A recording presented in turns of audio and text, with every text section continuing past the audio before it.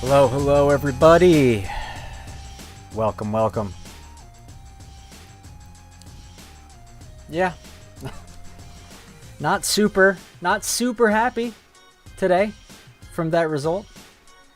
Definitely not super happy. I was told that we were going to have one of the best attacks in the MLS. Of course, it's going to take a little while to get started. But with such a high caliber and with such a storied attacker with us, with Miguel Almiron, you'd think maybe, okay, starting off slow might be 1 goal a game or something like that. Not 2 shutouts back to back, one being at home. And let's call a spade.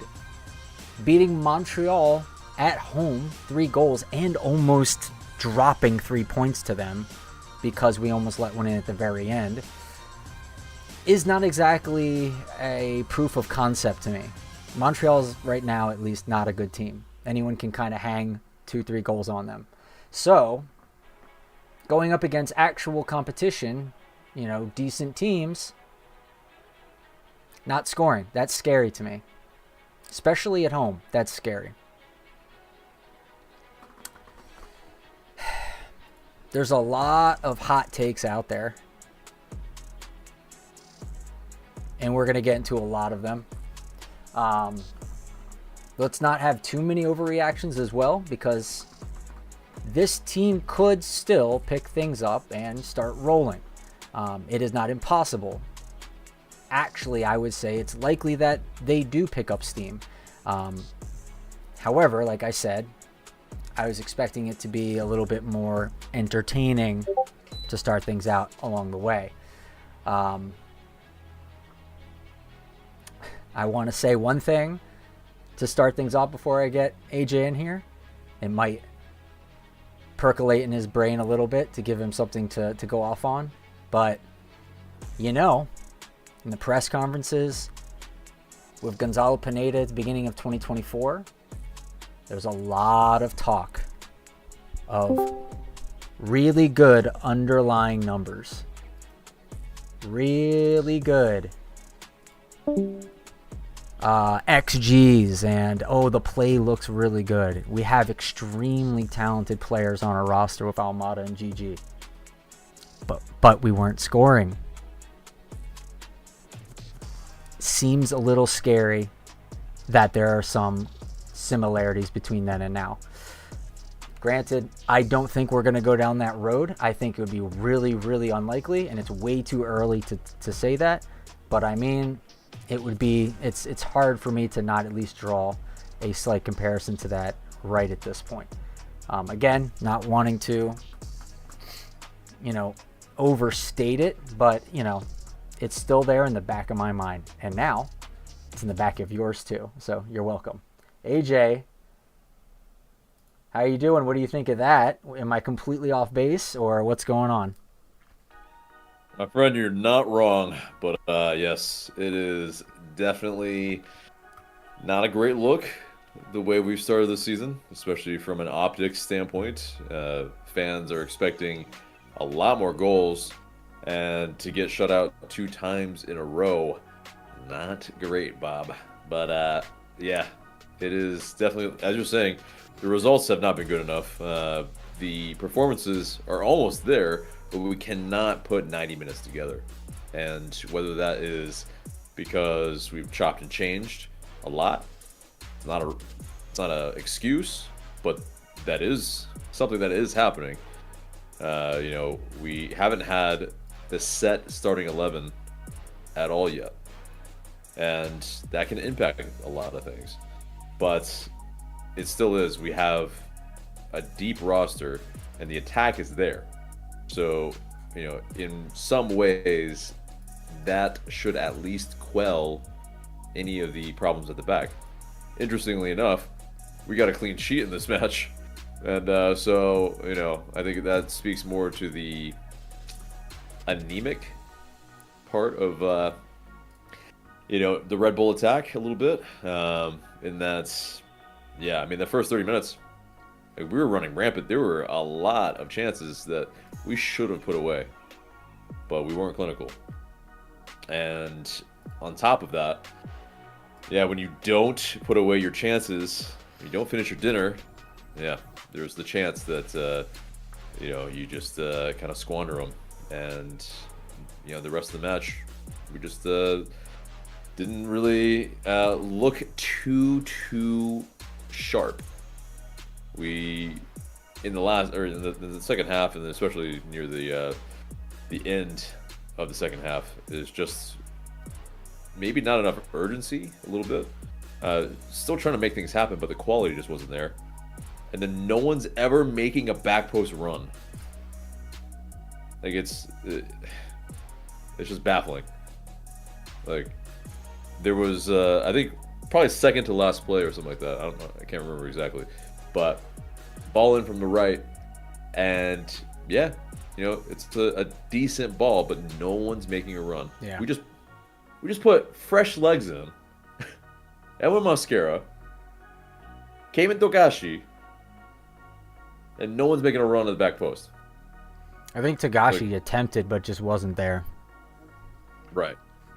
I mean, he's, to a degree, yes, that's where he probably maybe should be a little bit. Maybe we also, maybe at other times could have dragged us forward a little bit more instead of trying to rely on a ball over the top to the back post, which might be a little bit difficult. That's not exactly like you're asking a lot usually, to a degree.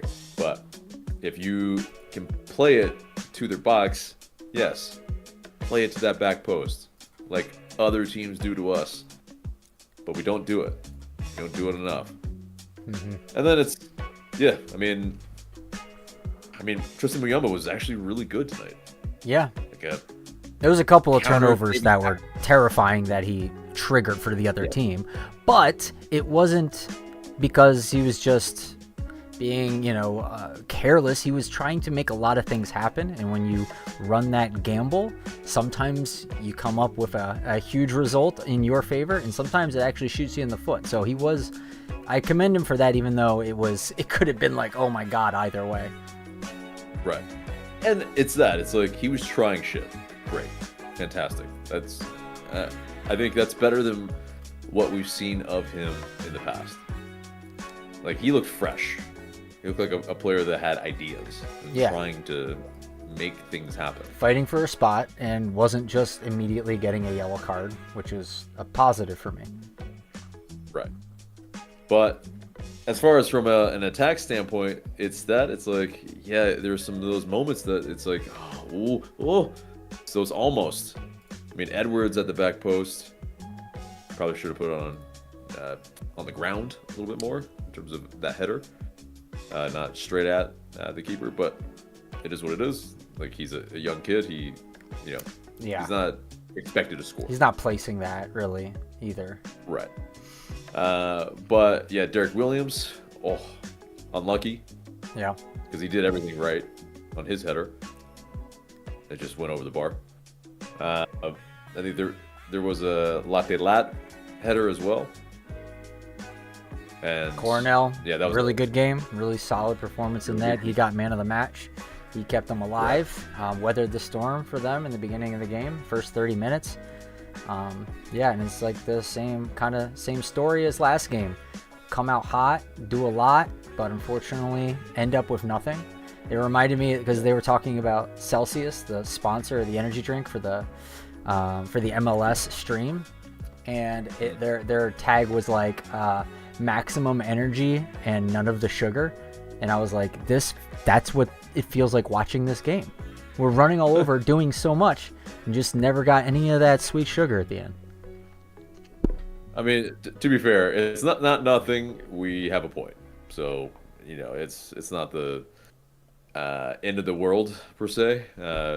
Start the season with 4 points out of 3 games. It could be a lot worse. Yeah. but it's not great. I mean, And it's not the what we kind of expected. it's the way we got those points is what concerns me. So it's, yeah, we have them and that's great. We found ways to get points in the beginning of the season, and that good teams will do that even when they're struggling or haven't figured things out yet. So here's to say, hopefully we figure things out and we do better later in the season, and we can be happy that if we're, in a playoff position race with another team to secure a spot and we get it by like 1 or so points, we can thank our eking out the Red Bulls by at home or barely getting by Montreal at home for that. So there's that at least. Yeah. And, Miggy in his part, he's wanting to push harder, wanting to do more. Bro, I have people calling for Miggy not being on the team anymore right now. That is You think that's crazy? I think it's a little bit of a crazy take. Maybe they're trolling. Yeah. I don't know. However, they are like their prime concern, I believe, was there are too many players all trying to do the same thing on this team. And when you have like 2 guys vying to be the number 10 and then 2 inverted wingers, it crowds the middle so much that you get like 5 tiki takas and nothing comes of it because they just get eaten up eventually by the defenders by trying to be too fancy in the box. Okay, let's break that down. Because, sure, they are occupying the same areas to a degree. And so, yes, they do probably need to switch wings a lot more to just keep it more fluid. And, if you have to, track back to your side, well, then so be it. That's your job. But, create space for each other. Be in different zones. So to a degree, I get what they're saying. Mm-hmm. But it's different. It's different plays that I think should be made as well. Like the first match against CF Montreal, Saba put a through ball in for Moranchuk. He's not a runner. See, that's not the ball for him. Like, play a 1-2 with Moranchuk. And then, yes, Saba, you should be the one going in behind because you have the pace. There was a ball for Miggy that he skied with his right foot from Moranchuk. That was a pretty decent ball, but the problem is Miggy's not right-footed. You play it to their strengths. And so, yes, the chemistry is just not there yet. Yeah. Because they have to learn. Thing, yeah. Like, it's basically like Moranchuk, if he's, played with Miggy a little bit more, play a through ball in for Miggy behind so he can come onto it with his left foot and then finish it bottom right corner. Easier. Right? Or maybe it's a little looped over ball or ball into kind of the, kind of right wing that corner a little bit so that he can dribble at his man, finish it in the bottom right corner. But to hit it long over the top to his right for a volley. That's not the right ball. Yeah. Like he's not gonna hit that on the volley with his right foot ever and hit it on goal. Like they have to learn their teammates. Yeah. And yeah, it's gonna take time. But it's just like, is it frustrating to watch it? Hell yeah. Yeah. Yeah. Completely agree. It's very unfortunate that we couldn't. I mean, like, I did have us as, like, this not being a must-win. Obviously, it doesn't make sense to say that right now. But, like, in a way of appraising this team, beating them would have really told us a lot about this team and its potential. Or, conversely, it could have told us a lot about the dire straits Red Bulls perhaps are in. But I felt like it would give us a lot of information. This game pretty much it didn't tell us what we wanted to hear, really. It didn't give us that much information, in my opinion. It pretty much was just same, like we know the same that we knew after watching the Charlotte match. I don't feel like I've learned that much more, unfortunately, going through this. I did kind of. Well, you're not wrong. I am understanding a little bit better that I, now fully understand. I remember Ronnie Dyla, he does say some contradictory things in the press conference that kind of throws me a bit. He does, he was like, it's not fatigue, it's not an issue. And yet, he talked about how, well, of course I subbed Miggy. He hasn't ran, for 90 minutes for almost a year or something like that. And I'm like, okay, so it is fatigue to a degree, to me. Okay, all right, I see that now. Because, yeah, Miggy looked exhausted in this game, going towards the end, definitely. And Latte Loth obviously was subbed because I think he was also tired. Him, a little bit less of an excuse there, considering he was, playing a little bit more regularly in the championship. But, it's... yeah, so that was a little bit contradictory to me, and it makes me a little so what is exactly going on with what's going on with this team? There was that a couple... doesn't irk me much. It's early in the season, and yeah, these players are not match fit for 90 minutes. If we're talking about in the summer, okay, I'm concerned. Yeah. But it's, as far as that, it's minutes management right now. Yeah, they can't run the full 90. They've been tracking back for a good bit of it because we actually didn't have the game state would have been completely different. But yeah, it's the case that okay, this team is still gelling. There's a lot of frustrating things. It should be better, but as well, we don't have our build-up. Our build-up is still not fully in. Once we have our first choice,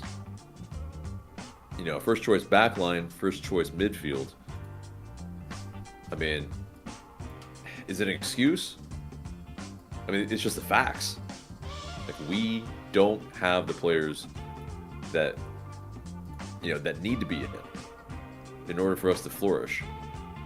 But these players are still good enough to at least score a goal. Yes. So it's twofold. It's, a lot of folds. It could be tenfold. Multifold. Multifolds. But anyway, yeah, let's get some shouts out to our Patreon people in that 11. Oh yes, Not let's 11. do that. Let me pop that up for us. All right, so we got Nick in the ATL leading the top with Gavin Marshall, Jeff Vanderland, and Andrew Ornicki as the top Patreons for us tonight. These are our starting 11, the Atlanta United Fan TV starting 11 lineup. Thank you very much, you guys. Appreciate you as always, and we'll talk to at least one of you later tonight. Right, and you guys can get in on this if you join the Patreon at the 2 highest levels, or 3 highest levels rather, and yeah, we'll be able to see your name on the stream. So let me read a couple of these comments because they're starting to build up, which is a good thing. Keep them coming. Gavin Marshall says, crying face. That's a good start. Ty Ellis says, brought my mom's friend all the way from Algeria just to experience. That's as his first MLS game. Disappointing we couldn't pull points out of that. Ty, come here for a second. Let me talk to you. My wife is half Algerian. Her father is full Algerian. Let me tell you something right off the bat. You're never going to impress an Algerian in terms of soccer from anything that comes out of the United States. Just telling you that right now. So don't even try. They will always be disappointed and say this is not real soccer, or not real football. Anyway, John R. Payne 26 says 50 million attack absolutely had to be more clinical. Kyle Apgar says, I feel we have too many cooks in the kitchen up front who don't know each other's instincts. Hope that changes sooner rather than later this season. Shannon Sharp says, last year we would have conceded in a game like this, so there is improvement there. But what informs your expectations of Almiron the last 6 years at Newcastle or his previous spell in MLS? I just want to just take that for a second because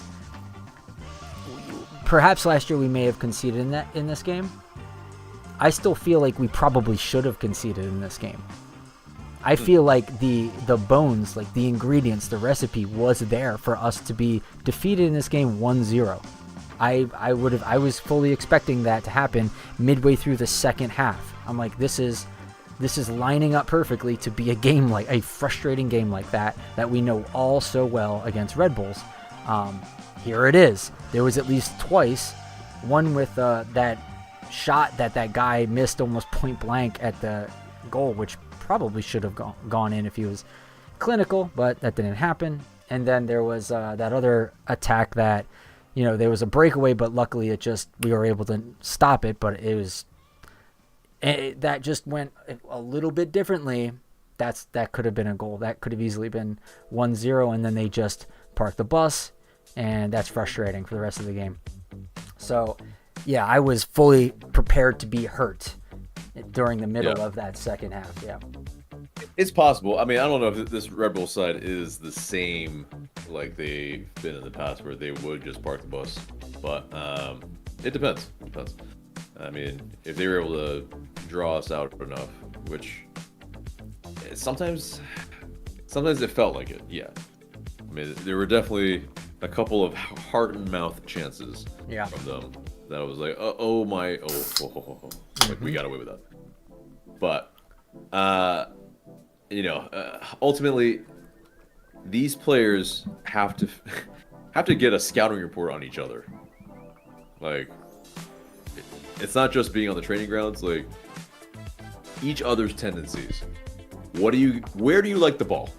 Talk to each other, right? So, like, where do you like the ball to be at your feet when you're running, when the ball's over the top? Like, please, these attackers need to have a conversation with each other.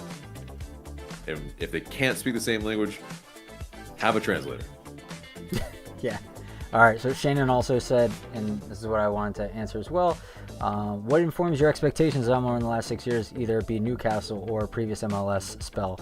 I mean, yeah, a little bit of both. I know. I mean, we watched him in both environments. In MLS, it was speed and his lethality in attack as well, and his being clinical, and his ability to just synergistically pair with a dynamic striker. In Newcastle, it was more of like a winger assisting role, and he did it very well there for at least 3 or 4 years. And then things kind of went a little different after that. But I expected him to either be like an intense, like a heavy assist, like 10 plus easily assists a season, like heavily assisting our striker kind of player, or a like half and half, like 10 goal 10 assist type player. That's what I was kind of expecting based on all the things I know about him. So far, I mean, this is too early to say, but I mean, neither of Latte Lath or Miguel Almiron are, like, in my mind, on track to hang with like Golden Boot / MVP stuff yet. I still think they can get there. They can get back on that train, and I hope they start doing it. But right now, it's just like I hope that train doesn't leave the station without them. Again, it's so early. It is, right, and that's why I prefaced it with that. Yeah, right. It's not like Messi and friends where they've played together for like nearly a decade, and so they don't really even need to worry about it too hard. They know each other's tendencies. They know what they like. It's a completely rebuilt attack essentially. And so So here's my thing. Like, and this is kind of what I said earlier. My expectation is kind of like, okay, of course the attack is not fully up to speed yet. Chemistry is not yet there. I still kind of, in my mind, expect like at least a goal a game, but we're not getting there. You're not wrong. You're not wrong. And, I said earlier, that's what it is that we should at least be scoring a goal a game. Yeah. But, the issue is, well, I don't think our buildup is fully there yet. Yeah. Because again, it's not just the attack. Like, you can, that's not how it works. It's not like, oh, just give the attackers the ball. Like, well, yeah, you do kind of need to give them the ball in the best areas that make them flourish. But yes, are they getting in each other's way? Yes. Does it remind itself of Barco and PT? Yes. But I think we're seeing it's a lot more pacey. It's a lot more fluid, at least with Miggy and Latte Lat. I mean, Saba seems rooted to the left side. It's a little bit odd. Like, I feel like he should also go over to the right, and but maybe that's instruction. Maybe he's told not to, so that it's overloaded on the left, so that they can interplay. But I don't feel like it should be that the entire match. Agree. If that's the instruction, it's not working. Yeah, it's not working, and I mean, it possibly is the instruction, because I remember talking with our NYCFC friends. They were telling us that Ronnie really loves overloads down the wings. So and isolating that that fullback so that he can put in service. Yeah, it makes sense. But if it's not working, you gotta change. Yep. You gotta change stuff. All right, let me read a couple more of these, and then we'll get to our first guest tonight. Shannon Sharp also says, considering the intensity the coach wants to play with, what do you all think of the average age of the team, which is 29? And thank you for providing that for us. Yeah, I mean, that could be a concern. I mean, we do have some younger players that can run. But yeah, that is a little bit of a concern, but I don't think it's that big of a deal, considering the guys even that are on the older end are still considered some of the fastest guys in the league. So I don't think we have to be that concerned. Miguel Almiron and Latte Lath are fast as hell, even though, they're not like 18, 19, 20. So that's fine. I don't think it's a huge concern for us. I think also they're still playing into fitness, like you said, AJ. So I think that you'll see the intensity continue to rise, and maybe string together more of a consistent, high performing. Instead of 30 minutes and 45 minutes, it's 70 minutes. So yeah, we'll see. Anyway, again, you can only go up. Yeah, you can only go up. Let me just get through all these. Justin Floreny says, it's going to come, guys. We're just not a full squad and not completely match fit. Maverick Cuisine says, ugh. Just ugh. This match could have been 2-0 at the half, but we squandered opportunities. Also, I thought Ted Uncle retired. Yeah, I thought he did too. Yeah, let's pause there. Because, essentially, in that regard, this ref let a lot of stuff go, and the fans were not happy. I mean, okay, were we just also being good fans as well in some of those moments? Hell yeah, but there were some very much moments that, okay, the fact that we got the first yellow card, for dissent even early on, is outrageous. It's like, Latte Lat had a point. That's why he was saying something. And unfortunately, he's got, I think 2 yellow cards in 3 matches. So yeah, he's got to slow his roll probably a little bit. What, because he didn't have the captain's armbands? Why he got a yellow for running up to the ref and start arguing? Are they implementing that rule right now? Probably. But, either way, there were so many moments that were yellow card worthy. And I yelled in the stadium, like, what does he have to do? Murder him? It basically, there was that moment where Edwin Mosquera, he's dragged back, and he's pretty much the last man. Yeah. There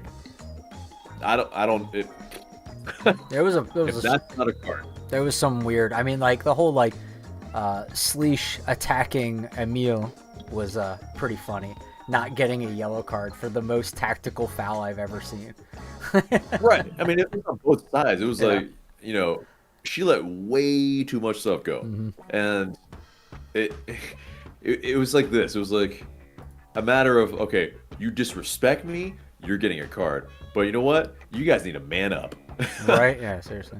That's what it felt like. And it's like, I mean, there are some like really egregious moments in this match. Are you sure? Yeah, I mean, and you knew coming into this game that you were have to attempt to tamp it down because it was going to be heated. This is a rivalry in MLS. Like, these two teams go at each other. You could see it with the Nealis brothers. Like, they were going nuts trying to, poke and prod and act as agent provocateurs against our guys all game long, trying to get in their heads. Okay, so let's see. I hate when I lose my place. It's like YouTube just goes, hey, I'm just going to skip you like halfway down the chat box, even though you were up there. You don't have to read them all.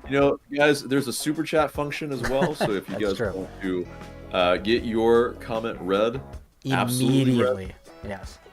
I will scream it. I will yell it as loud as I can. I will wake up all 3 of my sleeping children. That's how much you should do that.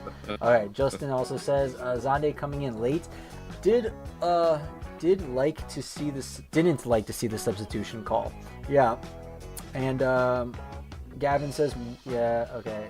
Kyle Appeter says, I'd like to see us set up more of a diamond on the penalty box, Marinchuk at the top of the box, Lath poaching, Miguel Saba on the wide side of the box, working the ball in to lay off or shoot. Eden Hank Taylor says, good team, but Mira riding piggyback for real. Mavery says, questions, why is everyone hating on Marinchuk tonight? He wasn't any worse than our other forwards who whiff shots on goal tonight. Okay, we can stop there for a second to answer that. I mean, so a lot of people are saying Marinchuk looked pretty good tonight, and he was probably clean on the ball when he had the ball. He usually almost always is, except for there was 1 or 2 times I noticed that he got stripped of the ball way too easily. A DP should not be stripped of the ball that easily, but it happened. And then outside of that, he had a quiet night, but that's kind of what you'd expect from his style of play. He's not like someone who's going to take the game by the scruff and just own it. He is more a silent operator, and so you don't see his actions as ostentatious as some of the other players on the team. So that's probably why. So I'd like to see him be more ostentatious, but that's not normally his game, and that was not tonight's game. I think there were some moments that he was industrious, and he was fighting for some balls. Won a ball pretty high up, started the play, finished the play.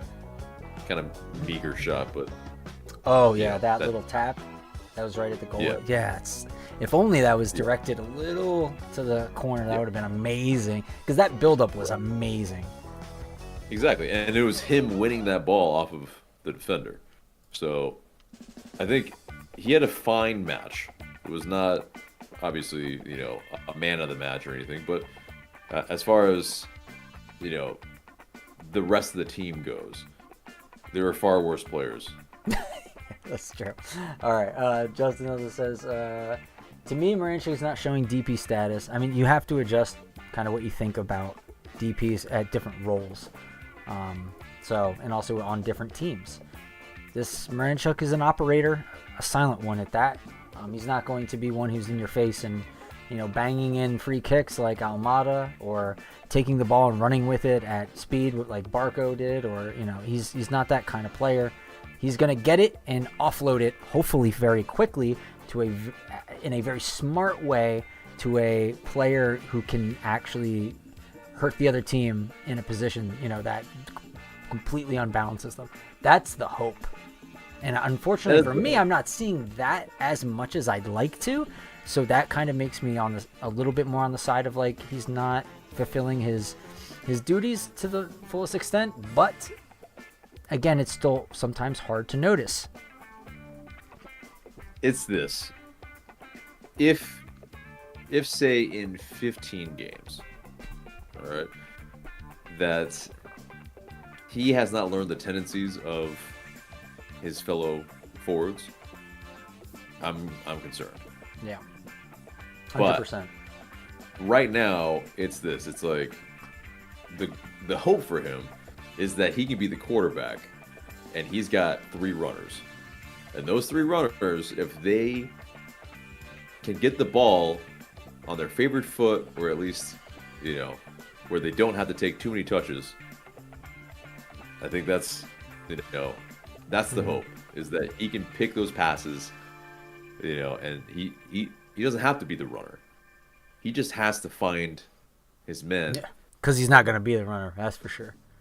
Right. Like he's not super pacey. He's not gonna, score you the banger every single match. I mean, he obviously scored that banger against Inter Miami, but like the word's out. Yeah. Like, don't let him, try to take a shot from outside of the box on the right, because that's probably the only area that really he can bang him in. Like any other area, you can probably live with it if you're the defense. Yeah. So Mavery also asks, AJ, did you enjoy some beer from the new Fan TV sponsor tonight? So I just take a moment to say, Rowdy Peach IPA from Sweetwater. Check it out. Definitely the official beer of Atlanta United Fan TV. The official craft beer. Craft beer. That's right. So Bud Light, hit us up. Just saying. Also, yes, if you yourself or somebody wants to sponsor, hit us up. Yeah, absolutely. So Shannon Sharp also says, too many Cowboys running all over the place. The coach needs to take control and have the ball do the work. Bet you these guys will have more energy. Emmanuel Gasper says, will we be ready for Messi next week? We'll talk about that later. I don't know if I can even get into that right now. Justin says, maybe Ronnie needs that Heinz-esque training session. Oh, boy. Shannon says, New York Red Bull coach made 2 subs at the half, and they controlled the second half, and it took about 30 minutes before we responded. Did you all think the coach managed the game well? Yeah, so I mean, it's not just the Red Bull's changes. It was also Charlotte's changes that kind of put us through fits, and it may also not just be that it was changes on their side. It clearly is also fatigue. It's clearly also us kind of ramping up and then falling off dramatically, especially when we kind of put our subs in. Mark Nichols was saying in the Discord he saw a dramatic drop off once our subs came in, and I agree with that. So yeah, I mean, it's how did I think the coach managed the game? I mean, I think like what AJ was saying with the managed minutes of having to take Latte off, having to take Miggy off is unfortunately just part of the game. We didn't get their maximum value out of them while they were on the pitch, which is what I think the hope was. And they had to come off. They were kind of probably scheduled. So I think he managed it as well as he probably could have. I don't think he exactly thought strategically, this is definitely the moment I need to put Tagashi in order for us to bring this game back. I don't think that was the idea. Yeah, I think it was a little bit more minutes based. Mm-hmm. So if we break it down, Mosquera has played more minutes than Cayman Tokashi, right? So, and then Shani Silva as well. So he has more match fitness. So he was brought on earlier. Saba being played up top, it's like, okay, we'll deal with this for like 10 minutes or so. But also Noah Cobb playing right back. I mean, it's like, you don't want to put Edwards out completely. Because right now he is the guy to be at right back, but also I think he had a fine match. Like he was able to put some decent balls in that probably should have been put on target. So there was that, and then also Noah Cobb, when he came in, he put a really decent ball in. After he made that run to catch up with that through ball. And so it's like, oh, okay. Like, these are decent subs to a degree. Like, at least for, the time being. It gave us some energy. But were they clinical? Of course not. But the sub with Togashi is, he doesn't have any minutes. So it was his MLS debut. So, it made sense to sub him in when it was for him. Shani Silva as well. Didn't play too many minutes. Hasn't really played too many minutes. So, expecting these guys to be sharp and be able to, be more clinical than the guys that started, asking a lot too. Like, it's on the attack. It's on the starters. It's on the defense for the build-up, and we're just not there. And Ronnie Dialis did mention maybe it's his fault and whatnot. I mean, he's always gonna say that.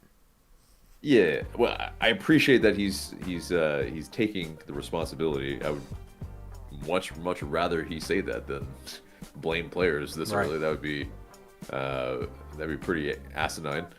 But I think ultimately, yeah, it's like, what can we put blame onto? I think it's a lack of chemistry and a lack of the defense being first choice. If you don't have your build-up, you don't have your A1 attack. That's just how it works. Absolutely. Gavin, are you there? Earth to Gavin. Hello. How you doing, buddy? Welcome in. Oh, yeah. Unfortunately, we can't talk about a win tonight, but we do get to talk about a draw. So, I've been a little pessimistic tonight. I'm a little frustrated. We haven't seen the all-out super attack, the fully operational Death Star that we've been promised. So, how do you feel after this draw? So, look, it's the third game of the season. We're under a new coach.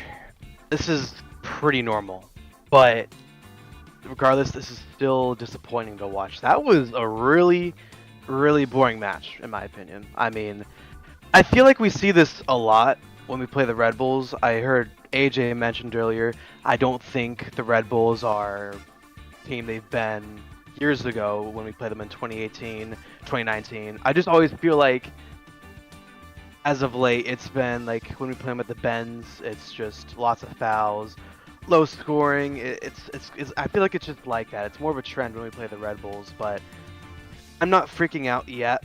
It was disappointing and one of the most boring matches I've watched in a long time, but yeah, speaking of fouls, we had 14, they had 7. I expected it to be more heavy on Red Bull side of things, but we fouled the heck out of them, apparently. Yeah, I feel like we had more yellows than they did. I mean, I didn't catch the count. 2-2 like for yellows. 2-2, okay. Yeah. One was a descent for us, so. Yeah, that was stupid. I heard we all said that was absolutely bull crap. I think the other yellow you got was the game against Montreal, and I think that was for descent too. Like, I remember Yakomakis was getting these yellows. Yeah, he was. That was actually, like, I feel like those were fouls, but Latte's already got 2 in 3 matches, and I think the other one was for descent too. That's kind of yikes. Yeah, I'm not sure if it was. It might have been, but I think it was for a pretty loose tackle, possibly. But yeah, I was at that match. I was at the Montreal match, and yeah. I remember coming in late. Like, it was out of nothing, so I think it was descent. Probably. Yeah. Overall, this match, it's disappointing. Look, this is the 50 million attack or whatever it is. I saw someone said in the comments it was 50 million or whatever, but that was the war chest. Yeah, you need to score at least 1 goal. Like, I heard y'all say that as well. You can't. I don't like these games. I don't like watching boring games like that. This is a $50 million attack. You got to do better than that. Third game of the season. But you got to do better. And I mean, and to be fair, like, we want to put out all the qualifications we can. Charlotte and New York are playoff level teams. They're good teams. Last season they did very well. Defensively speaking, Charlotte did very well. New York Red Bulls, I don't remember, but they made it to MLS Cup, so they weren't bad. There's not that much inconsistency in their lineups from last year. Like, they added a couple things like most teams, but like, it's not like us where there was like a significant change in personnel. So, that's another thing to keep in mind. That's definitely a variable. And there was the Athletic. I think it was Athletic. They put out a little questionnaire to GMs across the league, and Atlanta United had, apparently, at least according to other GMs, the best offseason. So, yeah, there are expectations. Yeah. There are loftier expectations for sure than last year. And ultimately, yes, there is a betting in period. It is too soon. But you cannot be shut out 2 matches in a row. At home too, man. That's tough. 1000%. Can't let that happen. So, what do you think of the reffing? Yeah, what did you think of the reffing? Like I just said earlier, fans are being fans, but ref let a lot go as well. I think at times she lost the plot. I think I mentioned in the comments. I think that was Ted Uncle's wife. I'm pretty sure. I know Ted Uncle had like The whole Uncle family are like in refs. Yeah, right. Yeah, like I'm pretty sure I saw something about Ted Uncle having someone in there. I mean, the reffing was. It wasn't good, but it wasn't good, but it wasn't bad. Like, it wasn't game breaking. Yeah. It was consistently like letting everything go, and things that probably should have been possibly dog so. Ooh, you think there was a possible dog so, huh? Really? I think the pull on Edwin Mosquera, that's tight. Oh, I think I know. That's the one where he was like not even playing the ball. He was just running to the ref asking for a foul. Was it that one? Yeah.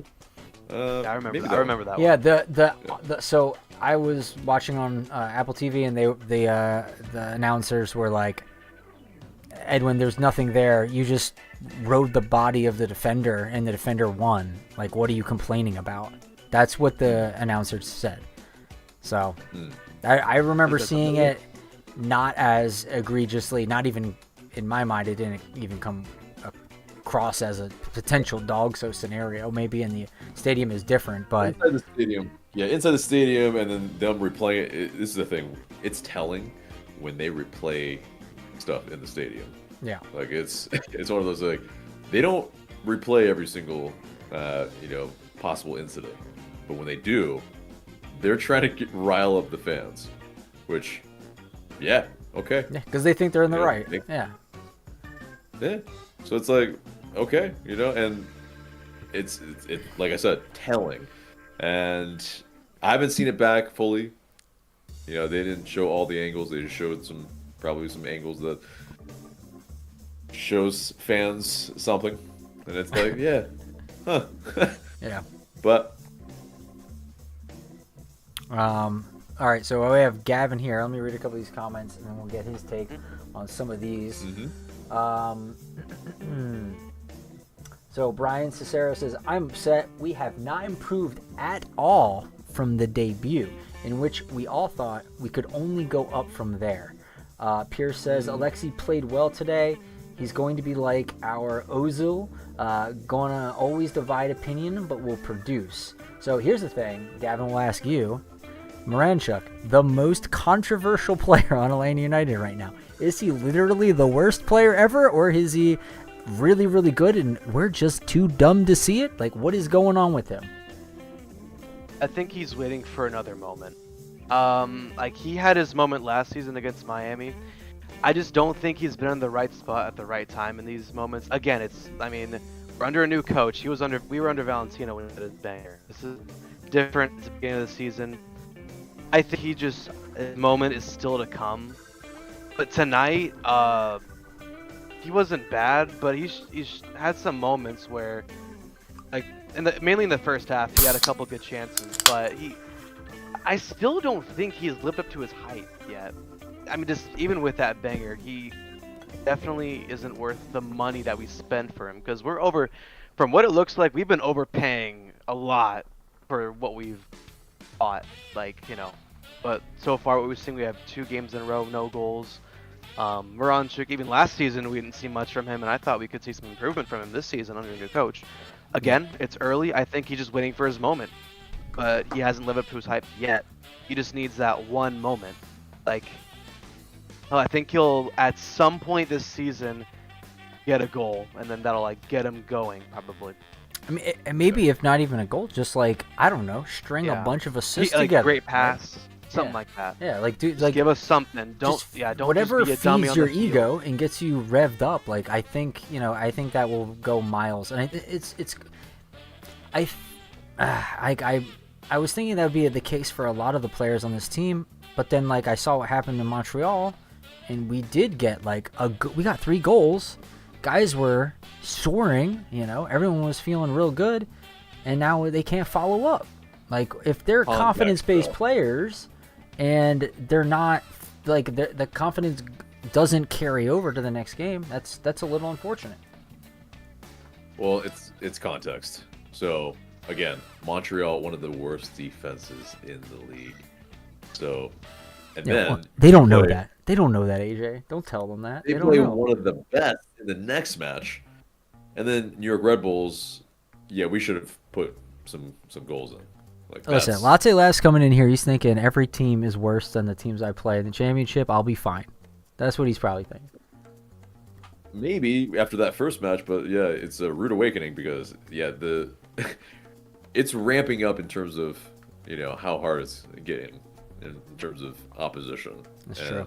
It's only going to get the hardest. When do we play New England? Please, can we have New England real soon? Exactly.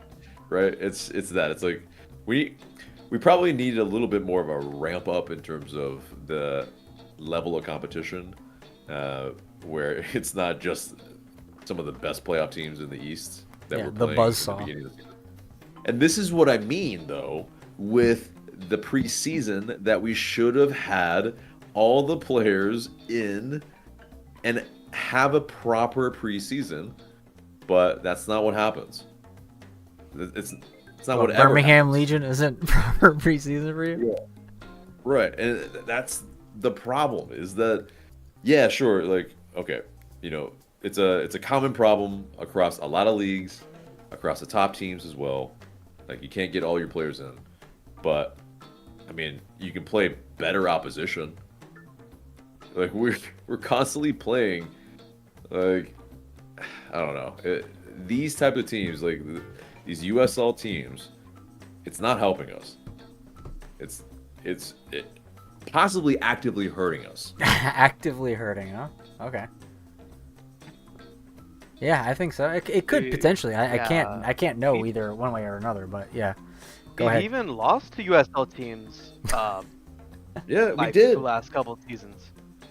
I mean, if we play up and down to competition, then yeah. I mean, it's like if you think of like the team setting their gauge, and it's just like, well, you start with USL, then you're setting your gauge low, and then you run into MLS, and it's just like, okay, I'm getting shell shocked for a second. Whereas you do the other way, but we were hoping that that's not the case. It's more like a confidence thing. It's like, well, you put this USL team to the sword, you feel real good, and then go against an MLS team, and you're like, whereas maybe they played another MLS team in preseason and they didn't win, and then their confidence isn't that good. So then, we could take advantage of that. But that doesn't seem to ever be the case. Yeah, and obviously we did play MLS teams later, and yes, you ramp up or whatever, but yeah, you definitely need to play the best to test yourself, so that, and then if you don't have the players that need to be in for those first few games, and also getting match fitness, well then, like what's the preseason for? It's in the 90s, it was like, players just played their way into fitness, right? But that's not the case anymore. You have to stay ready all year. Yeah. And like we're not. Like we're playing our way into fitness still. Yeah. And it's, as far as the product on the pitch, not good enough yet. But people are paying premium dollars, and they're definitely going to be paying premium dollars for Inter Miami's match. Oh, yeah. All right, Gavin. If you want to follow up anything with that, go ahead. But I do have a question for you. Yeah. So Shannon, by the way, Shannon Sharp, thank you very much for all of your contributions in the chat. That's a lot of comments and questions. Appreciate it. They were saying Alex, Miguel, Saba, Sleesh, Cleach, when they all start, their combined age is 150 years. Let's hope and pray we are not having this convo in September. So do you think this team is too old, Gavin? No, I mean, I don't think it's like, look, we have Brad Guzan at the age of 40 playing goalkeeper. I think it's more about experience, not just, I mean, yes, they're a bit old, but like, they're not elderly men on the field. It takes time. That's a bit of a, I want to say that's almost a bit of an overreaction question. They're not old men. It takes time. It's more about the experience they have on the pitch. I don't think that's a concern right now. Okay. I mean, maybe we could see it as a concern later if this continues, but I don't think this is going to continue. I think we're going to get a lot better as the season goes on. I agree. I I think. Go ahead. Yeah. I feel like all we need, especially going into the next game, I think all we need is a goal to build off of. We just need to get a goal, and we can build off of that, and we can just score more. I feel like against Miami, it's going to be different because if Messi plays, especially, it's going to be different. It's going to be different because you got to focus on Messi. There's Suarez. There's Alba, Busquets. It's going to be different when we play them. The playbook goes out the door when going against them. Yeah, exactly. Everyone's going to be watching that, and it's going to be different when we play them. I feel like if there's a game where we can get at least one goal, it's probably in that Miami match because historically we've done really good against them, and we score goals against them. Yeah. So our guys rise to the occasion against them. Yeah. Build off of, and we can get a lot better. Yeah, I think so. It could be a good jumping off point. We just need to wait, and we'll get better. AJ, you had something. Different game states, though, for sure. Because last year, we were trying to hit them on the counter almost exclusively. It'll be a little bit different this time because we will be trying to possess the ball a bit more. And yeah, they don't have maybe the runners. They still don't have the runners, per se. I mean, they have that one guy that's been scoring a boatload who's really quick. Yeah. Allende?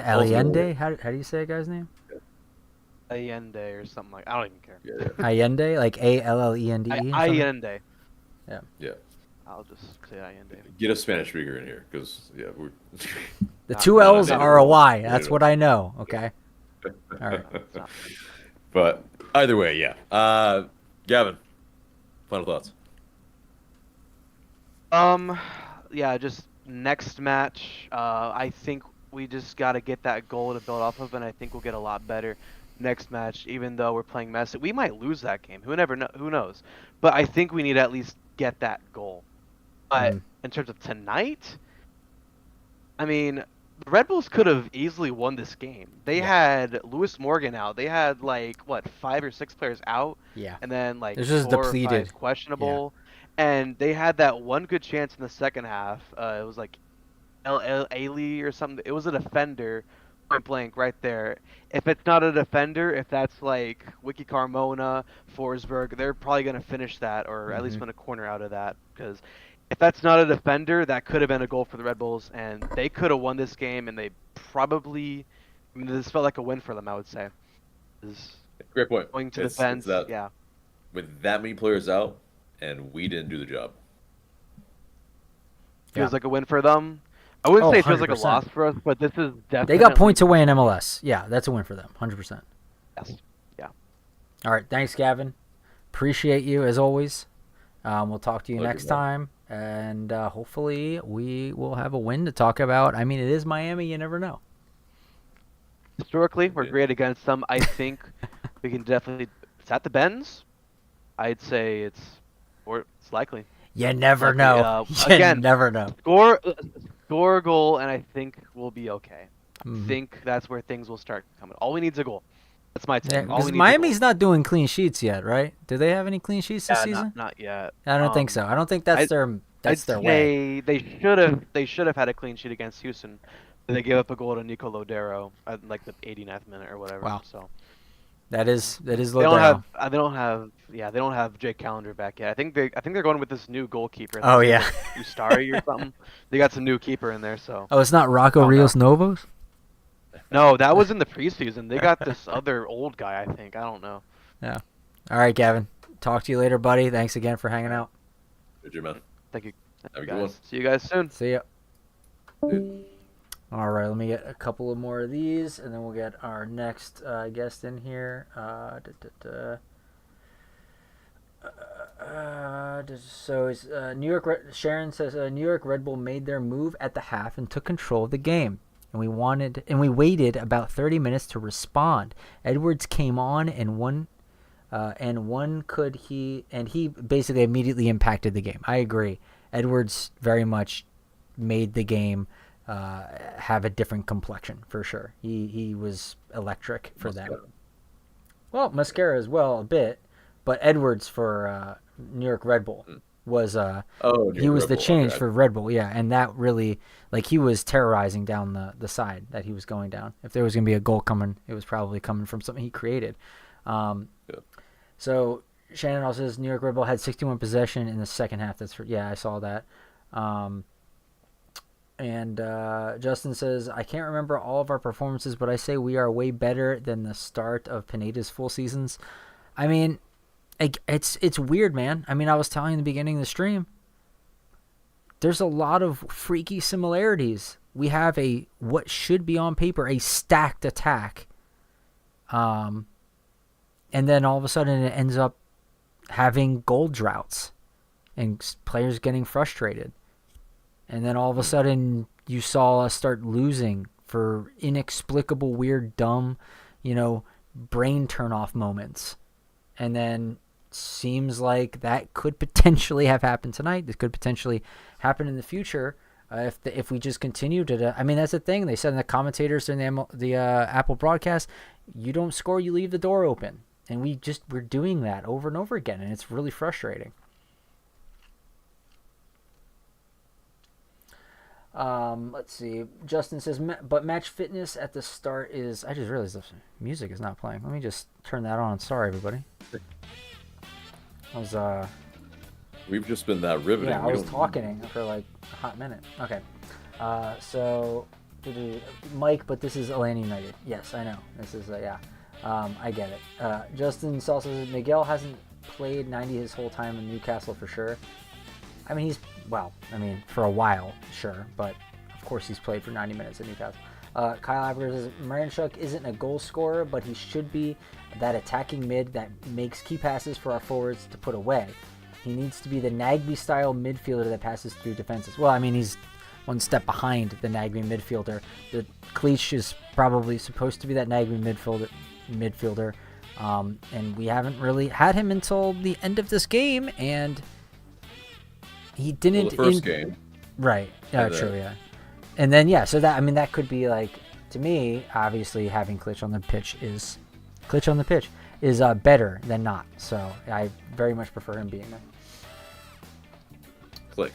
Click, sure. Klitsch. It's spelled Klitsch, all right? Okay. It is. In his quiz, I don't even know. What is it? How do you say it in actual Polish? Because someone pronounced it Klitsch, and now it's in my head, and I'll never get it out. Yeah, I don't know. Someone said it wrong. That's the thing. I hate when someone says a fact and I accidentally memorize it and then I'll regurgitate it later and they're like, no, that's just obviously wrong. And I'm like, yeah, but where did I learn that? Oh, is that from that other person? I should have fact checked them. Damn it. All right. I'll ask the person that cuts my hair. You have a Polish person who cuts your hair. That's why it looks so good. Polish hair cutters are very good. Oh, cheers. Let's see. Maverick says, can we show some love to Edwards and Amado for their performance? Yeah, I mean, they did very good. Yeah, they did very good. I mean, yeah, there was a really, really good tackle by Amador to prevent a through ball. It was perfect. It was a perfect slide tackle. Yeah. It's that. Stian Gregerson had a really clean tackle as well on the sideline. Yeah, I mean, defense was on point. Yeah, Derek Williams as well. Made a really, really important tackle. Yeah. In the box. Yeah, our defense didn't make any glaring errors this game. Right. So it's really that. It's the Red Bull attack could have found a breakthrough, but yeah, we were equal to it. Mm-hmm. But yeah, ultimately it's still the team has to score a goal. And we had every opportunity to do so. Yep. We did it a bunch of times, but yeah. So Maverick also says, personally, I never felt like New York Red Bull never had an advantage outside of 3 different counters. I'd expect the possession heat map to back me up on this. Had an advantage I never felt like they had an advantage outside of 3 different counters. I mean, but that's all they do. That's what they do. Like, I mean, traditionally, that's definitely what they've done. They've gone away from that a bit, but that they still relied on that a little bit this game. And I honestly thought if that was gonna be how we were gonna be undone, yeah, that's what it was. So it ended up not being that way, but yeah, if that was how we were gonna get defeated, yeah. So all right, we have Niall joining us. Niall, how you doing? It's a draw. It's not a win, but it's not a loss. So, give me what you think about that. Clean your lens. Clean your lens. Is that better? There you go. Well, much better. There you go. All right. I'd say I'm pretty frustrated, right? Just kind of the same old story from since the season started. You have a good first half, second half you really start to fade, and that's how it was today as well. Frustrating not to get the win, especially after last match where you lost to Charlotte. So I would say I'm pretty frustrated, especially considering the amount of chances we had, the XG compared to their XG. I think ours was far better. I think. Oh yeah, I'll give you that XG real quick. It's 1.49 on SofaScore to 0.32 overall. I remember it was like 1.6 something on MLS TV, so they fluctuate. There you go. Yeah, so the XG was like in all facets of the game we were the better team, but we just couldn't, put the ball in the back of the net, which is the most important thing. So yeah, I would say pretty frustrating. Mm-hmm. Yeah. It is. I mean, as far as got the hot takes that you heard. I don't know if you've heard them all, but people ragging on Moranchuk, ragging on Miggy, people ragging on the what else were we ragging on? Not us, but not tonight. It hasn't come up tonight, but people have been up in arms against Saba as well because he hasn't scored yet this season. Yeah, I mean. No one's talked anything negative about Latte Lath. I don't know if they should be, but yeah, he's been in the eyes of the fans so far. I don't think he has any criticisms out there, at least that I've seen. Right, but yeah, how do you feel about those criticisms and the hot takes for Moranchuk specifically? I get it. For me, I feel like it's still too early to really say anything like completely indicative about all of those players. Moranchuk, I think, has actually been decent in the past couple of matches that he's been a part of. Miggy, I would say so as well. It's just the final product that's missing from him and Moranchuk. So yeah, I would say it's still for me a bit too early for me to say this player's been terrible or yada yada. For me anyway. Yeah. So Shannon Sharp says, Niall, in all facets of the way of the game were we the better team. Is that what you meant to say? I think that's probably what Niall meant to say. Yeah. We were. I was trying to say that we were pretty much the better team in all facets of the game. Yeah. Maverick says, on the train home, there were some fans already calling Latte Lath overrated. Oh shit! So there are some opinions about him. Oof, man. Were the fans drunk or something? I'm sure they were. They were on the train to Marta. I'm sure they were. So you're right, Marta. But but it is it's interesting. I mean, I think he's a little bit what's the word? What is the word? But basically criticism proof for at least a couple more matches. He's got plot armor for a little bit. Yeah, he's got plot armor because scoring a brace in his debut. It's like, okay, if you're ragging on him for not scoring against Charlotte, against one of the best defenses in the league.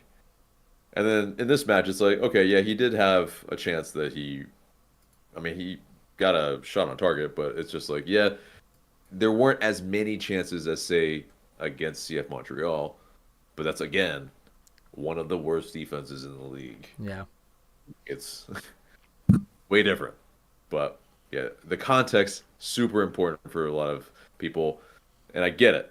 Not everyone's maybe watching every single match. Mm-hmm. So they're gonna cherry pick things. Well, someone who's been watching every single MLS and CONCACAF Champions Cup match, Shannon Sharp, says Miami is slow and struggled with a semi-pro team from Jamaica last week. We should beat them easily. Do you guys agree? I wouldn't say we will beat them easily. I think they're going to come out really hungry because we knocked them out of the playoffs last season. I think that's something that they're going to be very hot about, especially Messi, Suarez. They're going to want to prove a point with that. So I would say that there's definitely weaknesses in Miami. For example, the defense still an issue. I think that's something that potentially Latte Loth can potentially, exploit along with Miggy. But at the same time, they're a talented team. They're going to want to get a win in Atlanta. Yeah.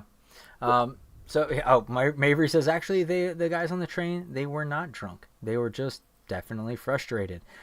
Surprising and unfortunate, because I would have rather attributed their incredibly reactionary take to alcohol versus ignorance. Exactly. But, I guess it forces my hand to say it's just an ignorant take, unfortunately. So right, like 3 matches in, calling someone over it is just like, okay, all right. Yeah, we're not there yet.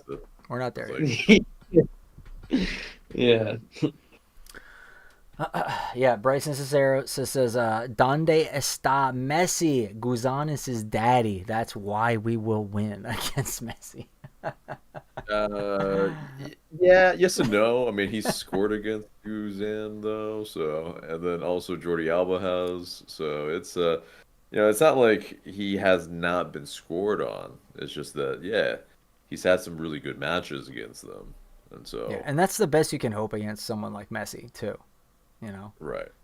I think what's interesting that this year we haven't really seen that many shots against Guzan from distance. Whether it's the defense is being shielded better, but there really hasn't been as many. Like, people aren't taking their pot shots.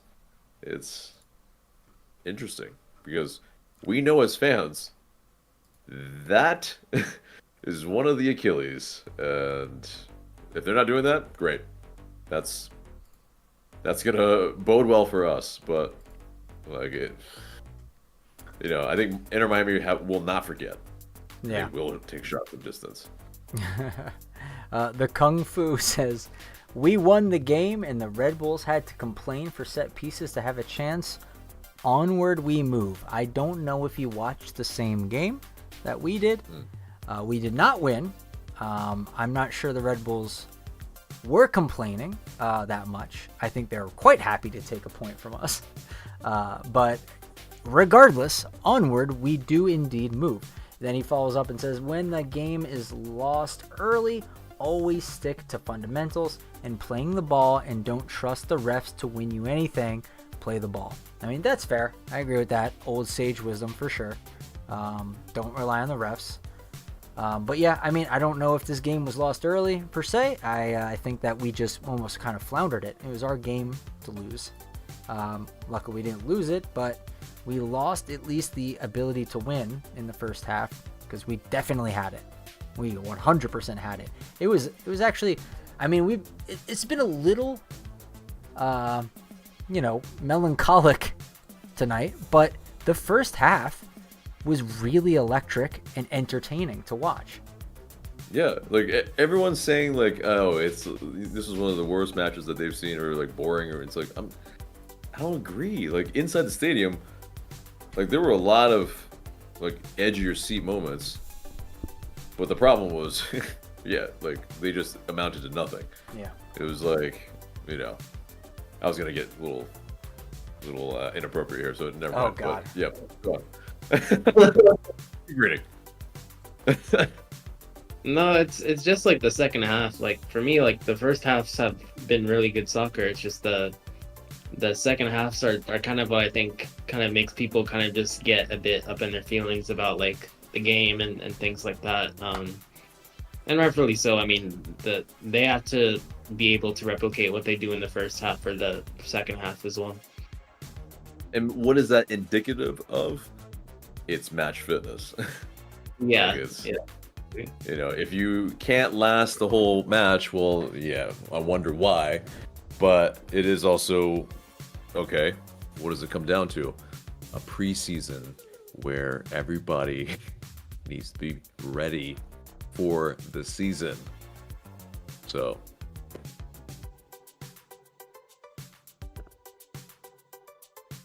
keep reading the chat, man. Or I'm gonna ask some questions now. Yeah. So, by the way, Shannon Sharp says, as we speak, Atlanta United is currently in 11th. Also, Justin says, AJ, don't release the opposition game plan. Keep Guzan's Achilles heel in a Pandora's box. And also, Bryson Cicero says, I wouldn't say a boring match, just upset we didn't get more from it. Yeah. Yeah. Well, on the Guzan bit, it's like if they're relying on Atlanta United Fan TV for their scouting report, they're in trouble. Because we're not giving them anything. Yeah. And so additionally, though, it's also, I mean, I think the book's out. He's been in the league for 8+ years. Like, yeah, people know. Like, it's just a matter of if they can pull it off or not. And, you know, Yeah. it's like the first year that he came in, like, I clocked it. Yeah. If I clocked it, opposition teams clocked it. So, AJ, ask Niall a couple more questions or some final questions because there weren't any more in the chat for get your questions in too because I think we may have one more guest after this, but that's come close, almost to midnight. Follow-up question, Niall. Do you still think Latte Lat can score 20 goals this season? Yeah, I still think he can. Listen, it's just a couple games. I'm not gonna like change my stance based on just these couple of games. Like, you know, he can get hot still. There's still time. So yeah, I'd say so. If it's May, for example, and he's not scored that many goals, then yeah, I'll change my stance. But for now, it stays the same. Mm-hmm. Yeah. All right, man. Well, final thoughts. Yeah, I mean, just just an annoying results. First half, he played really well, and you kind of just needed to get something out of that because the second half, it's kind of momentum kind of shifted a bit. So, yeah, frustrating. The team is definitely still a work in progress, I would say, which, you know, that's also going to be frustrating as well. But there's definitely also, I think, some positives from this game as well, such as the idea of keeping a clean sheet, which is something that, you know, is hard to come by sometimes. And I think also the attack in the first half was pretty electric. You just needed to score a goal. So hopefully against Miami, it can be a better result. We'll see though, because like I said before, they're going to be pretty they're going to be pretty hungry to get a result against us, considering what we did against them in the playoffs. So yeah, we'll see. Well, no, thank you so much as always. We will see you soon. All right, see you guys. Have a good night, man. All right, let's get one more guest for tonight, I believe, because it's getting a little bit late.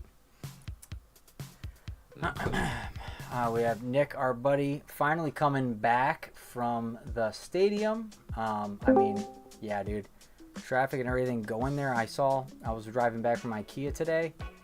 It was crazy getting into the stadium. I can only imagine it probably a little crazy getting out as well today. So, Nick, welcome.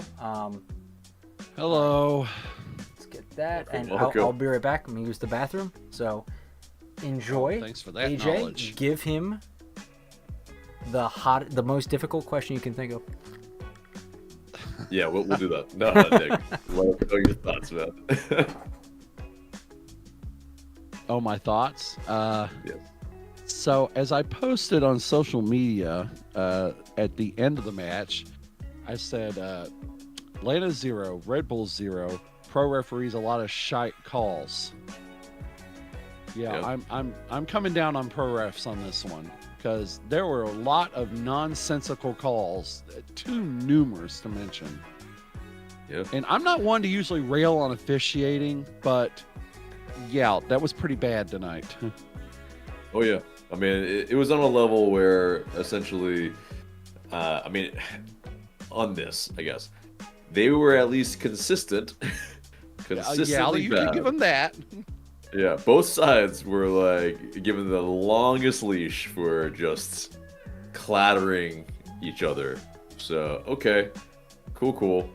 But yeah, you know, I worry though, because that's where you can really lose control of the match. And then, like, I don't know if she knows the history of these two clubs, but we don't like each other, and it could have popped off. So, like, yeah, I get it. In a derby, yeah, maybe you let things go a little bit, but yeah, for the first one being a yellow for dissent is just like, nah. Come on. I mean, we're all up there in the supporter section wondering what, you know?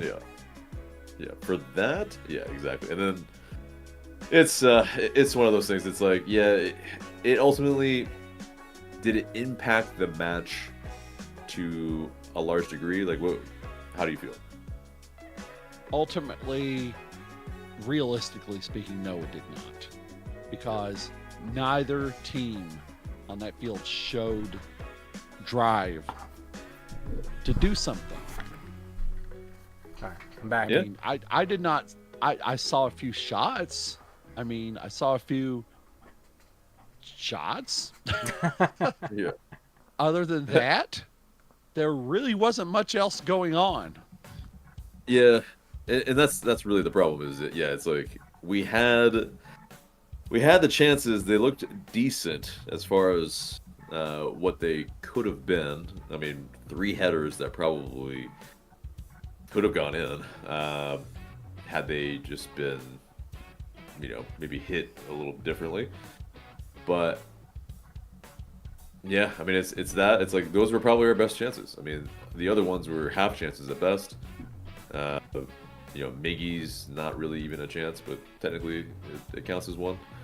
I mean, you know, the very fact that he even was able to reach it with his right foot. I mean, we all know Miggy, like, right foot, standing leg only, but left foot, golden.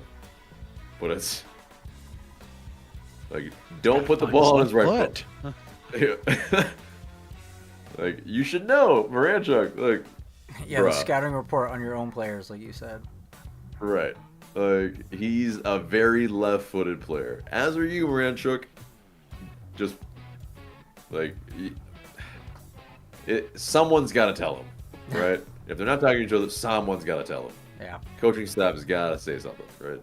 So, But Nick, I gotta get. Come on, we gotta Ronnie, get your speak opinion. up. We gotta get your opinion Yeah. on the Moranchuk controversy. Is he the worst Okay, thing in the explain world? this to me because I've not heard this. All right, so so last season, you know, they brought him in to around 12 million, big signing, DP, supposed to be the straw that stirs the drink, right? But unfortunately, he didn't seem to be that hype of a signing, like in terms of his production. I mean, obviously, it's hard to measure up to what we had before with Almada, with just such a talent, and he was the kind of guy who could take a game and just, you know, put the game on his back and do whatever he wants. Moranchuk is just not that guy. However, you know, people are saying, well, he's still a very good player. He will be a good player for us.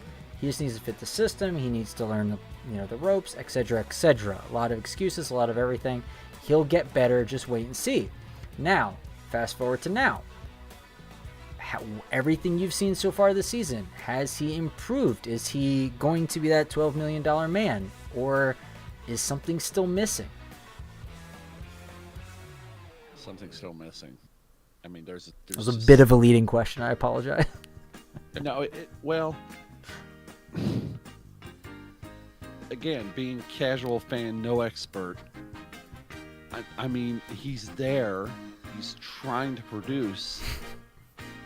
That's me on every Atlanta United Fan TV stream. So I'm just there and I try and produce. So I mean, yeah, he is trying things, but that's the thing. It's obviously the chemistry's not there. He can place a ball, but again, like, it's just not where the ball needs to be for the player that the ball is going to be successful.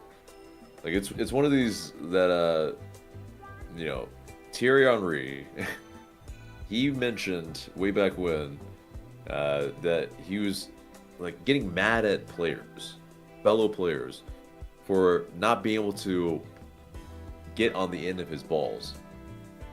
All right, and sorry. Yeah, I know. Yeah, this is phrasing, but but at the end of his balls, like, and he was like, he was getting mad at his fellow teammates. But the problem was he realized when Arsene Wenger told him, he was like, well, have you thought about who you're passing to? Mm-hmm. And he's like, oh, like, that makes way more sense now. Bit of a Barco Like, thing, right? Exactly. It's like, so the players that you have around you, like, what are their strengths? Where do they like to be? All right. So if you can put the ball on a plate, put it on a plate where they like it. It comes down to this. They've all got to get on the same page. Mm-hmm. Yep. So And you if they think don't work so you're in together, the they're not camp. going to do anything. So Nick, you're in the camp that it's going to just take time, and I agree with. Obviously, to get them to their highest potential, of course, it will take time. But is that highest potential worth the wait? Do you think, based on what Yes. you've seen so far? Okay. I'm willing to wait because Rome. I keep saying Rome wasn't built in a day, and this team will not be built in a day. And I'm calling all y'all in the Discord out. You have got to be patient because they you're are, expecting way too much too yeah. soon. There's I a scrolled through couple the match day reactionary chat. people in there who Yeah. are willing to throw the baby out with the bathwater a little soon, but it is what it is. It comes with all fan perspectives are welcome as long as you can back them up and you can fight for them and you can put down good reasons for why you believe in what you believe in. So, I 100%. prefer for someone to disagree with you. yeah, I agree. absolutely. Exactly. Perfect. And it's that. It's like, the in one part, they're not wrong. They're not producing.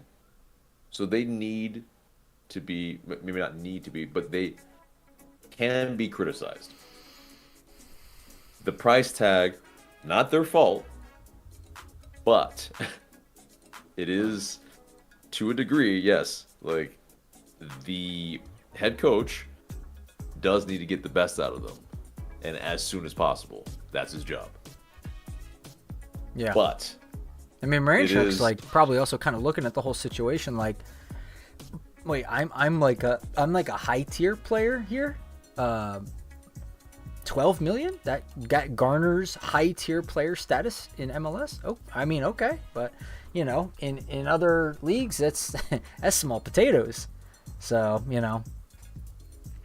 it is. But, ultimately, what Nick just said, Rome wasn't built in a day. So it's, we can only have so many high dollar players.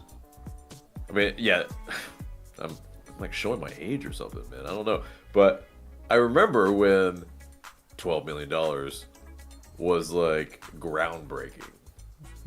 It was like, they're spending what? How much on a player?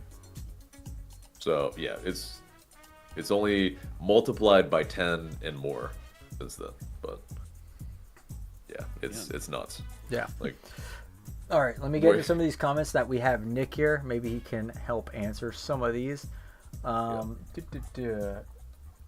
Mabry says, I don't mind ticky-tacky fouls, but be consistent. I just couldn't define a foul tonight. The Kung Fu says, nobody wants anybody injured by dirty fouls. Officials can prevent that with logical calls. Shannon says, guys, my last comment, we must accept we don't have a team at the moment, and I hope we put one together soon. There is no current cohesion. Justin says, I just want Alexi to put some power on his chance. They look incredibly soft shots. Yeah, that's two now I've clocked where he's had like an in the box kind of redirect that's just been really, really weak. It would have just been so nice if that one, and we talked about this earlier, AJ, if that would have been on like ESPN top 10, like running back, that whole build up, the beautiful build up, all the way to Morancho, just pop it into the corner. That would have been, oof, that's prime. Yeah, that's not him. He's not a ball striker. Yeah. Like his ball striking is not the best. He's more of a finessed type of ball striker. But yeah, it's like we've seen Latte Lats ball strikes and they're Ooh. Yeah. Ooh, I just saw a huge comment in the chat. Shannon, you were coming in hot tonight. I don't know, I mean, what's going on with you, but hey, this is their comment. The 17s must take blame. Miguel was a nostalgic buy to appease the fans because of the bad performances last season. That was the fans' purchase. Wait a moment. No. Whoa. Hold on here. Who are you to judge the buying of a player like that? To be nostalgic? Yes, there is nostalgia involved, but he's a great player. He played 6 years in the Prem and did awesome. He's well-rounded, and I love him. So take that comment somewhere else, please. Thank you. Yeah, I completely agree. I mean, like we talked about earlier, because Shannon was kind of trying to like cast aspersions about perhaps his background of his time in Newcastle. I mean, that was in the Champions League. He helped get them there for the first time in a long time. He did very well for them in a 3 to 4 year span. If that's not, good enough to come to an MLS team and be expected to produce at a high level, I don't know what is. That would kind of be silly not to expect that. So, and then they followed up by saying, AJ, Moranchuk takes the free kicks, and you're saying he's not a good ball striker? I mean, he ain't. Have we seen his free kicks? Well, he's not a fox in the box. He's not going to place his foot in the right way in like a split-second scenario like that. I mean, he can sit there and line up a penalty kick for like 10 minutes, but I don't think he's going to, he's not going to be a Chicharito or something. He's not going to poach things. Yeah, he's, as far as, being athletic, to be able to, get a shot off from anywhere. And again, ball striking is more talking about how well and how hard you strike it. Not how well you can place it. How well you strike the ball. Yeah. And they follow up by saying, my point, so why is he taking free kicks for us? Yeah, I mean, it's his placement for typically his free kicks. That's why he typically takes them for us. But, they said... it's like, yeah, if you look at it from, the level of the other players that have taken free kicks for us in the past, I mean, unfortunately, he's probably the best of the best right here. Yeah. I don't think we're going to be getting too many free kick goals, I think, this season. Yeah, that's true. So Shannon also says, I'm a fan, but my point is this is pro soccer, not youth soccer. Yes. Oh. Understood. And then he said that Miguel only had 150 minutes for Newcastle in the 2024-2025 season until he left. It's like, yeah, that was kind of What? That What'd was you say? not his fault. Yeah, that is That was also not his fault. Let's be clear. That's why he was sold to us. Because the level raised Yeah. at Newcastle. Like, so he was surplus to requirements there because basically the players around him started to improve, and he was not at the requisite level to be able to start anymore. But doesn't mean he was a useless player. Yeah. It's just that, the other players that were bought, that were, Yeah. raised, I guess, in a sense, from their academy, were better. And he's on the wrong... Which at a team like that is to be expected, that you have extremely high competition. So that's what happens. Yeah, it's a top of the table type of side right now. So Okay, Shannon's just like, okay, go ahead, AJ. Keep making my point for me. okay, I mean, it's totally fine. I mean, we welcome other opinions and whatnot. Like, no one's right or wrong. You have an opinion, all right? But if you can, come on the show. We can talk about it. Yeah. So yeah, I mean, it's just like, here's the thing. So they said, here's my weigh in. Here's my, I'm going blow for blow. I'm feeling fighty right now. I like to fight, a little verbal, mental volleyball. I love this kind of stuff. He says do you want to win MLS Cup? And then your previous comment was that, okay, Miguel Almiron is a nostalgia signing.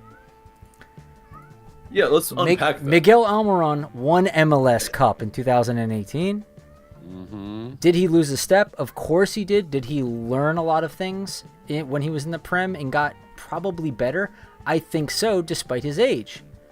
I think so. What we're seeing right now from him, and he's not at his peak right now because, like we talked about earlier, he hasn't had regular 90-minute sessions. So, of course, he's building to that. And when he does get there, I think he'll be even better. This guy has the potential of getting a plus 10 goal, plus 10 assist season. I think easily. I think it's silly to think that that's not the case. Everything bears that out. His performance at Newcastle, even if he was coming out of favor in the lineup there, doesn't mean he all of a sudden becomes a worse player. It's that the other players become better. That's a difference. That's not detracting from him whatsoever. And then him coming here, he's going up also against considerably lower opponents, considerably lesser quality defenses. So you'd have to expect his output being even higher at that point. So I think with all these things in mind, it's quite clear to me that signing him for not a super amount of money, this isn't a latte latte signing here. It's an incredibly good deal, I think. To get a guy of his quality for that kind of money, I think is a tried and true player. I think is a great signing, especially, and this has nothing to do, like I said, with the nostalgia aspect. That part is separate and is also very good in the business part, but the performance-wise, I think everything is there that make you think, this is a great signing. This is a good signing. I don't know why you would say this is not a good signing and it is only nostalgic. It's weird to say that to me.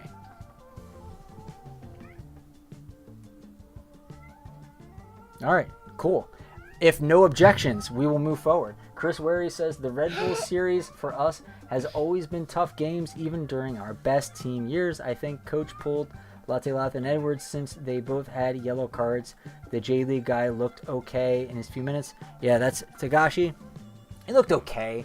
I'm not expecting him to come out and pull up trees and do great things, but it is what it is with him. He's a third choice striker. And, yeah, exactly. He hasn't played minutes.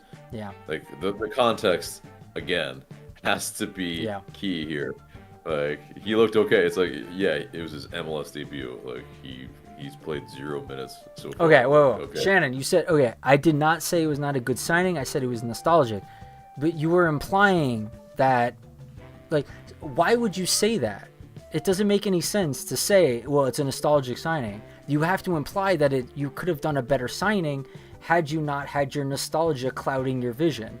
That's the point of saying it's a nostalgic signing. I don't agree with that. I don't think it's just nostalgia. I think Chris Henderson even came out and said it very well, that this is something that is performance based, and then it had a nostalgia bonus on top of it.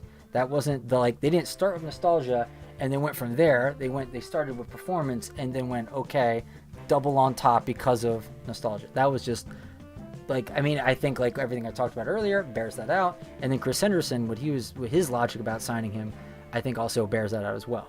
And to play devil's advocate, it's like, yes, there's no guarantee that Miguel Miron will produce at the levels that he was before or where we expect him with double-digit goals and double-digit assists. But as far as his potential to do that, it's there.